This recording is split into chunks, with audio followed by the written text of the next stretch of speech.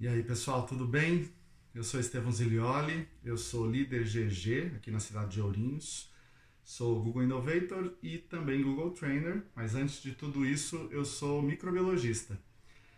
Sou titular da cadeira de microbiologia no curso de medicina no Centro Universitário de Adamantina e por isso fui convidado, né, pelo pessoal do GG para falar um pouquinho sobre a nossa agora instalada pandemia de coronavírus. Então, acho que antes da gente falar da pandemia de coronavírus em si, é muito importante pensar como educador e pensar nessa pandemia de desinformação, né? Eu estou aqui boa parte do dia vendo informações que estão se disseminando pela internet, pelos mais diversos meios, né? Principalmente corrente de WhatsApp, vindo uma série de possíveis desinformações. Então, acho que a primeira dica é tanto orientar os alunos e quanto usar como referência para a gente aquilo que vem de veículos confiáveis, que vem a partir de entrevistas com especialistas e principalmente de sites oficiais. Então, a gente tem o site do Ministério da Saúde, o site da Organização Mundial de Saúde, a gente tem o próprio site do Ministério da Educação, que está dando algumas informações.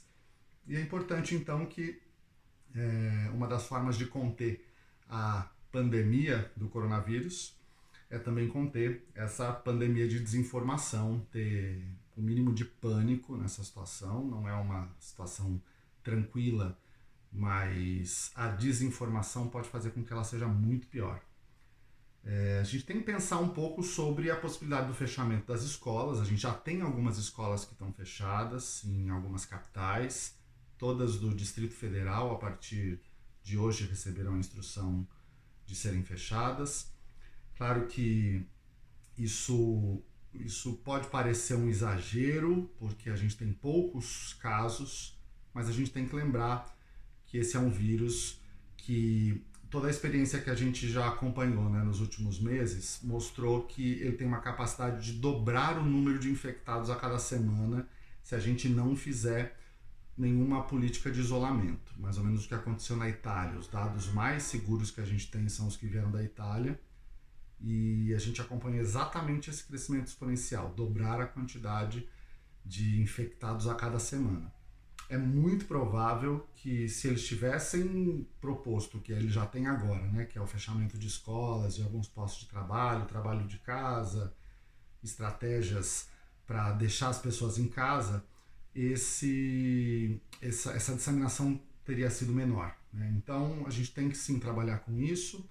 Enquanto houver aula, acho que a gente tem algumas dicas que são importantes. A primeira delas, sem dúvida nenhuma, é a higienização de mãos, o uso do álcool a 70%, tá? Então tem que estar aí numa faixa não abaixo de 60%, não acima de 80%, né? A gente tem uma baixa atividade desse álcool. Tanto o álcool quanto os sabonetes e detergentes funcionam porque o vírus tem uma camada de lipídio, então tudo que dissolve lipídio é eficiente contra o vírus. Passou notícias não, né? Teve vídeos aí de gente falando para usar vinagre. O vinagre, na concentração que a gente tem disponível em casa, que é 4,5%, não funciona. A gente precisaria de uma concentração muito maior e seria muito mais agressivo, um cheiro ruim, então não é indicado. Outras coisas muito importantes, isso vale para a vida também, né? É espirrar na famosa posição do Drácula, né? Que já vai para um lugar que a gente não tem tanto contato. Evitar contato próximo, né? Dá para ser carinhoso sem ficar pegando tanto, então nesses momentos eu sei que é difícil para a gente, mas nesse momento a gente tentar mudar um pouquinho essa etiqueta social e não ter contatos tão próximos. Sem dúvida nenhuma, não criar pânico. A gente vê, e de fato isso tem se confirmado pelos dados, que as crianças têm bem uma incidência muito menor, o que não significa que elas não possam transmitir, né? Elas têm, a gente não sabe exatamente, mas parece que funciona como algumas outras doenças virais, em que as crianças, mesmo que contraem o vírus, têm um sistema imunológico mais adequado para resolver o problema e não entram na fase de sintomas, o que não significa que elas não possam transmitir. Mas de qualquer maneira, aluno, professor, administrativo que está com sintoma não deve ir para a escola, mesmo antes dessa possibilidade de fechamento. E claro que se as escolas precisarem fechar, A gente vai aí, é onde o GG pode ajudar mais ainda, né?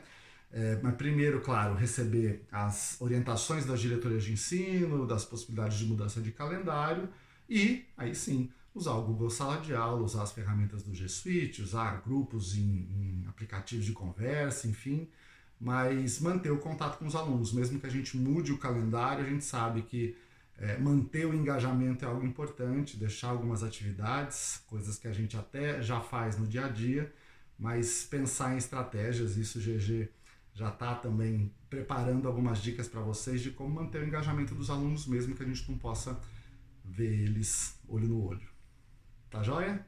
Obrigado, gente. Espero ter ajudado e me comprometo a deixar mais algumas dicas aí, tanto no YouTube quanto em outros canais que você estiver vendo o vídeo. Me comprometo a deixar mais algumas dicas. Valeu!